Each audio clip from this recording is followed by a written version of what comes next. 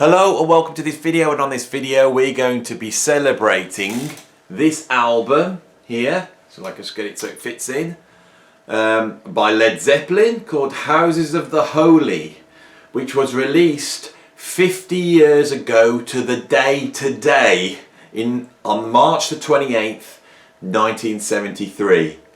And I'm recording this on March the 28th, 2023, and I'm hoping to release it on the same day I've recorded it to really celebrate what is most likely their most proggiest album. And so I'm sure a lot of the fans of this channel will find great interest and enjoyment in this album. So I thought I would talk about it for a little bit and give you my opinion on it. So yeah, 50 years ago today, quite incredible that half a century has passed since this album came out. It went on to sell, can you believe this, 11 million copies. For any other band that would be a blockbuster album. But I think this album is seen in terms of the Led Zeppelin catalogue as slightly lesser perhaps, and I would like to explore that on this video a little bit and get deep into this album. So yes, let's show you the album. Here it is. This is my vinyl copy that I bought in the 80s, not an original copy. But there's it's a gatefold sleeve. It opens out. This cover was made by Aubrey Powell, I think, from Hypnosis. It took 10 days and was photographed on the Devil's Causeway in Ireland. The two kids in the shot, a brother and sister, I think they're called Stephen and Samantha Gates. There was a sort of urban myth that it was Samantha Fox, who was a British page 3 model in the 1980s, that she was the girl on it. I got told that quite a lot when I was younger, but I think that's the confusion over the name. When we look inside, we see this sort of a naked man holding up what looks like a sort of sacrificed child to this dawning sun coming over this castle. This album cover's inspired apparently by the book Childhood's End by Arthur C. Clarke. If I open it up, I still have the original inner sleeve, which looked like that. Okay, so we've got Houses of the Holy written in the sort of Led Zeppelin writing here. When you turn around, there's a mirror image, and we have the lyrics and the people on each track, which on the whole is pretty much Robert Plant on vocals, Jimmy Page on guitar, John Paul Jones on a whole ton of keyboards and bass, and John Bonham on drums. The liner notes tell us it was produced by Jimmy Page, engineered by Eddie Kramer, George Chikantz and Keith Harwood. It was recorded at Electric Lady Studios in New York and Olympic London. The sleeves by Hypnosis, and executive producer was Peter Grant. Of course, this album was made actually at Mick Jagger's house, Stargroves, in much the same way as Led Zeppelin 4, or the Untitled album, has been made using the Rolling Stones Manor Mobile. By this point, John Paul Jones and Jimmy Page had installed studios in their houses, so they were able to write songs and almost have finished songs when they arrived at the sessions to write this album. And I think what that did was make the arrangements on this album much more detailed, and to a progressive rock fan's ears much more proggy. This album, coming out in 73, is a bit of a change for Led Zeppelin. I think the material sounds different. There's a much wider range of styles.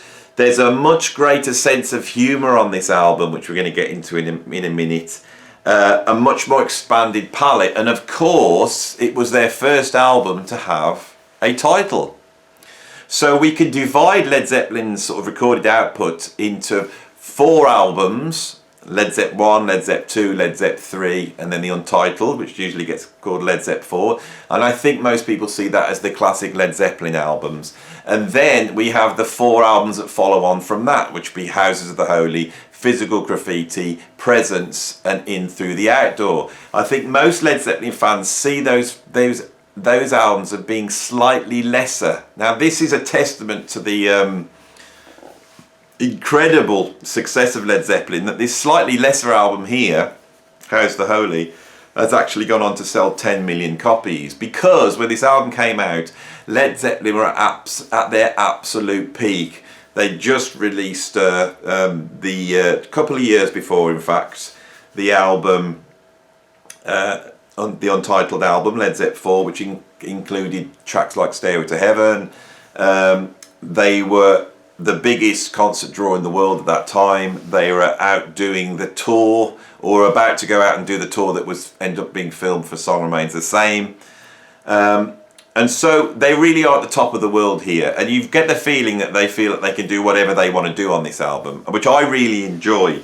If we go track by track through this album, which I will, so I'll just pull it out, and starts off with side 1, and it opens up with Song Remains the Same. Song Remains the Same is a very Jimmy Page led track. When it opens up, there's hardly any keyboards on it, and it sounds very expansive, and it sounds expansive because of all the overdub guitars from Jimmy Page. And Jimmy Page it almost sort of opens up as a concerto, this rushing, bubbling, opening to the album, with multiple guitar parts, building up. It's really dynamic.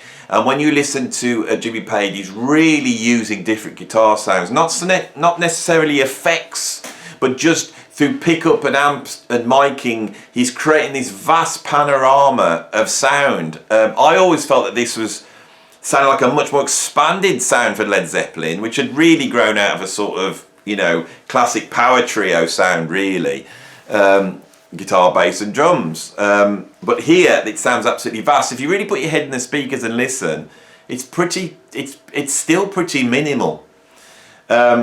When the track suddenly drops down to half time and Robert says, "I have a dream," I had a dream, I think he said, a crazy dream, and we hear those great big chords, the wow, down, bang, those big banging chords, which, if my memory serves me right, back in the old days when I played with Robert, those chords were an idea that Robert had, so I've been able to transfer a little bit of knowledge. That's what I remember Robert saying, that actual guitar part was his. Whether that's true or not, I don't know, but that's my memory seems to remember him saying that. It's a very Robert opening, when that vocal comes in. Throughout this, Robert's vocals are treated, they sound like they've been sped up slightly, especially towards the end as the track just builds momentum. I think through the vari speed on the recording desk, they slowed the track down and got Robert to sing it maybe a couple of tones lower, which gives him almost like a sort of Donald Duck accelerated sound, which is something I was never too keen on. What's this song about?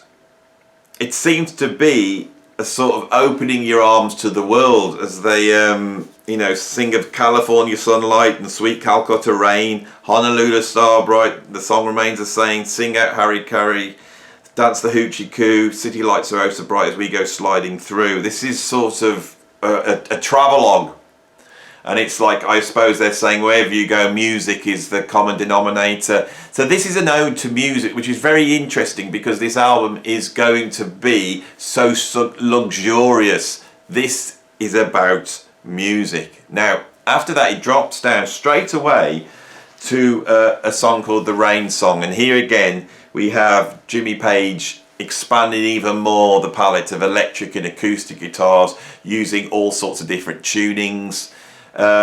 This song's quite interesting. It starts off very delicately. Robert sings a verse pretty much, and then it goes off on a sort of instrumental odyssey, and it's very subdued. This whole track is very subdued. Again, Led Zeppelin flexing their muscles. If you think about it, they've released an album, again, which has no title, right? This is Supreme Confidence. If we look at the spine, there's nothing at all there. Absolutely nothing. It's a blank album, right? And the second track in, we're hearing a delicate instrumental acoustic guitar tune. This tune, the Rain Song, always I have felt is one of their real epics that compares to Stairway to Heaven or compares to, say, Kashmir. It's a real epic track, but the epicness is created through very clever arrangements and very subdued arrangements. Absolutely beautiful song. I think one of their great melodies. That's followed up with one of my favourite Led Zeppelin tunes of all time, which is called Over the Hills and Far Away. And if you look at the lyrics on the album here, you could see that the lyrics meander, right? There's a different way they've written out these lyrics. It meanders through, it's like a journey, and this is exactly what this song is like. It's like a little mini prog epic. It starts off very acoustic and builds and opens up, and if you think about it, following on from the Rain Song, we'd have a long section of very acoustic subdued music, and then another acoustic tunes up, and then it suddenly opens up and takes you off. It contains one of Jimmy Page's greatest guitar solo for me, and the band is just flying at that point. It's one of Zeppelin's greatest songs, and I love it because it's so proggy. It's short and concise, but immensely proggy as they wind all this stuff in. And then we end with a track called The Crunge, which is in 10. It's in an odd time signature. It's a very odd track, and I would say it's definitely one of the comic moments on this album. This is what I think sets this album apart from all the other Led Zeppelin albums, except maybe In Through the Outdoor. This is a little bit tongue-in-cheek. It's incredible. There's nothing like it in Led Zeppelin's catalogue. It's a real splitter in terms of the fans. I've met people who absolutely hate this track. It's like a parody or a tribute to James Brown, but it's Led Zeppelin's take on James Brown, so it's very Zeppy. John Bonham comes up with an incredibly convoluted beat in 10, and then you have that sort of classic James Brown bass line, which John Paul Jones just nails. He's got it down, and some incredible funk guitar from Jimmy Page. You really feel it. It's Bonham that makes this unlike James Brown. We then get this sort of stream of consciousness of lyrics. If you look at the lyrics here, right, you can see it's just a huge, great big paragraph, completely different to what we've had with Over the Hills and Far Away. This big wall that's almost like rapping vocals. And towards the end of side one, we hear Robert Plant crying out for the bridge. Where's that confounded bridge? Which again, it's almost like a joke on a James Brown cueing the band. I would shout, "Let's take it to the bridge." So that ends side one. We flip it over onto side two, and we have Dancing Days. Dancing Days is a really positive, happy Led Zeppelin tune. It's pretty heavy. Not too heavy. There's not a lot of real heavy rock on this album. I wouldn't say Song Remains the Same is heavy particularly. It's rushing and exciting, but there's no heavy riffage. We haven't had any heavy riffage on this except maybe a few moments in Over the Hills and Far Away. And Dancing Days the same, and it's quite groovy and funky. Again, we got a much more expanded sound. A good solid Led Zepp song. Then we go into Jamaica, which is written Jamaica, which is a reference to a very old English joke. And the joke goes like this. My wife's gone to the Caribbean. Oh, Jamaica? No, she went of her own accord. That's an old music hall joke almost. So we've got that sort of English aesthetic twist on Led Zeppelin's take of reggae. Now, they're not trying to be Bob Marley here. This would be much closer to reggae songs that were coming out in the late 60s. I think the tune... there's a tune by... I think it's the Paragons. I'll have to check this afterwards, so I might got this wrong. There's an old reggae tune called the Paragons, called The Tide Is High, which later Blondie covered, and it's that sort of rising 1-4-5 progression. If I just grab my guitar, it's sort of this sound, you know.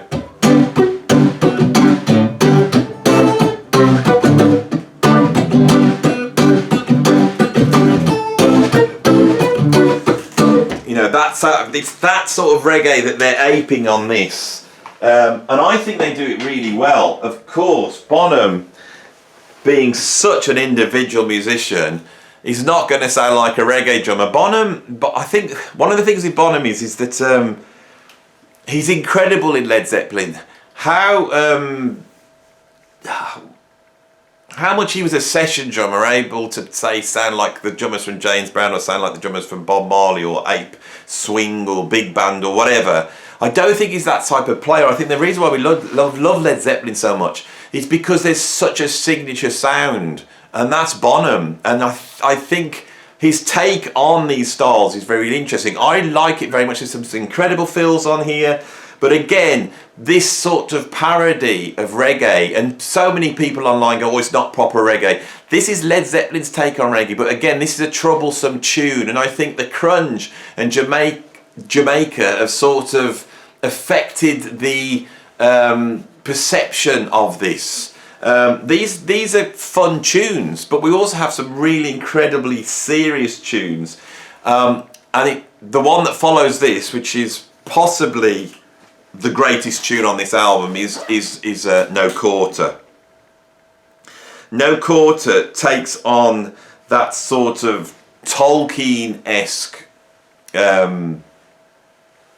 subject matter with Zeppelin as a visitor before, and I don't know whether Robert finds this a little bit embarrassing now, or whether normal people with taste find it embarrassing, but here, this is much more subtler. Anyone who's watched Lord of the Rings, that feeling of the two hobbits, you know, Frodo and Bilbo, travelling towards a great evil, you know, travelling through the realm of evil almost.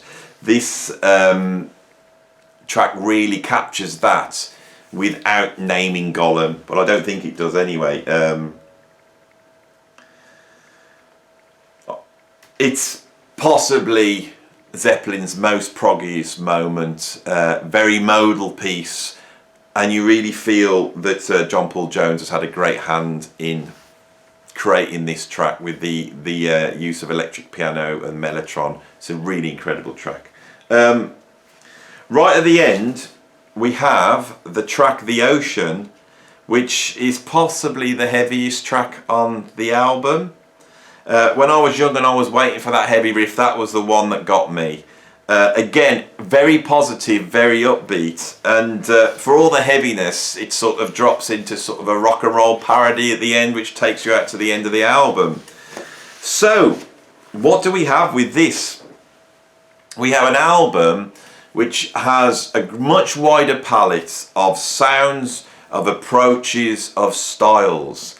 It's got some very beautifully intense tracks like The Rain Song and No Quarter. It's got a lot of very happy, positive tunes like Dancing Days, Over the Hills and Far Away in the Ocean. And it's got a couple of humorous tunes, you know, that are designed to bring a smile on your face. I think that has diminished this album a little bit in some people's minds, but for the progressive rock fans, and there are many comments on this channel have attested to this, that for many progressive rock fans, this is their most progressive moment. And it's also interesting because what we're going to get from Led Zeppelin after this is the monumental Physical Graffiti in 1975, but you must remember that Physical Graffiti is made of all recordings from earlier periods, along with some recordings that had been recorded at the time. In fact, sorry, I got a little bit of an itchy eye today. In fact, the title track Houses of Holy does not appear on the X album and eventually appeared on Physical Graffiti in 75. And so for me, I've always found Physical Graffiti unlike any other album as well, because of the fact that it seems to span such a period of Led Zeppelin's creative career. They follow that up with Presence, which I feel is one of their great albums, and I would say of these four that follow on, Presence is the greatest. That is counter to what most people think. Presence is very, very stripped down, with hardly any input on keyboards from John Paul Jones, unlike the follow-up, In Through the Outdoor, which is my least favourite Led Zeppelin album, which has a ton of John Paul Jones and quite a few comedy tunes, are we going to call them that? By 1980, Zeppelin have finished after John Bonham died at the age of 32, and then they followed that up in 1982 with Coda, which is again patched together from tracks from various albums, including a couple of tracks from this period. I think Walter's Walk is the one that's from this period on that album. So House of the Holy is possibly the most concise, greatest statement of these second four albums. This is where they've gone in and made the album. There's nothing about it that's in the way. We haven't got the fact that Physical Graffiti is sort of patched together. We haven't got the fact that Presence is really stripped down. It's just basically a power trio, and that's really been that's the effect of Robert's car crash and the sad death of his son around that time. That really affects that album, and I think as is In Through the Outdoor. These second four albums are different. They're not quite in the same category, and it's interesting to see Houses of the Holy have almost been the end of that classic period where Zeppelin ruled the world, and the beginning of this much shakier period where they're pushing the envelope and having to overcome a lot of difficulties at the same time. In other words, that these albums are a little bit hobbled, perhaps. Led Zeppelin are one of the greatest bands of all time, one of the most successful bands of all time. All these albums are classic. I am in no way criticising any of these albums. I'm just trying to give, for the casual listener, a placing of where this album fits in the catalogue.